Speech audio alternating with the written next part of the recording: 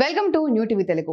BRS working president KTR నేడు ACB విచారణకు హాజరు కాబోతున్నారు. ఫార్ములా ఈ కార్ రేసు కేసులో A1 గా ఉన్న కేటీఆర్ నేడు ఏసీబీ విచారణను ఎదుర్కోబోతున్నారు. తెలంగాణ హైకోర్టు ఉత్తర్వుల మేరకు తనతో పాటు లాయర్ ను తీసుకెళ్లనున్నారు. అయితే సదరు లాయర్ ఏసీబీ కార్యాలయంలోని లైబ్రరీ గదుల్లో కూర్చుంటారు. విచారణ జరిగే గదుల్లోకి లాయర్ వెళ్లడానికి హైకోర్టు అనుమతించలేదు. ప్రస్తుతం నందినగర్లోని కేటీఆర్ నివాసం వద్ద సందడి నెలకొంది.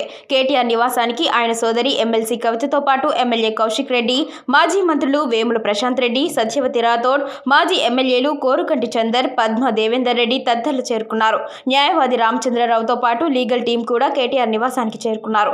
న్యాయవాది రామచంద్రరావుతో కలిసి ఏసీబీ విచారణకు కేటీఆర్ వెళ్లనున్నారు. కేటీఆర్ విచారణకు హాజరవుతున్న నేపథ్యంలో ఏసీబీ కార్యాలయం వద్ద భారీ బందోబస్తును ఏర్పాటు చేస్తున్నారు. రహదారిపై బారికేడ్లు ఏర్పాటు చేస్తున్నారు. కొందరు బీఆర్ఎస్ నేతలను గృహ నిర్బంధం చేసినట్టు సమాచారం. ఒకవేళ కేటీఆర్ ను ఏసీబీ అరెస్టు చేస్తే రాష్ట్ర వ్యాప్తంగా బీఆర్ఎస్ శ్రేణులు ఆందోళన చేపట్టే అవకాశం ఉంది. దీంతో అప్రమత్తంగా ఉండాలని జిల్లా ఎస్పీలు, కమిషనర్లకు ఆదేశాలు వెళ్లినట్టు సమాచారం.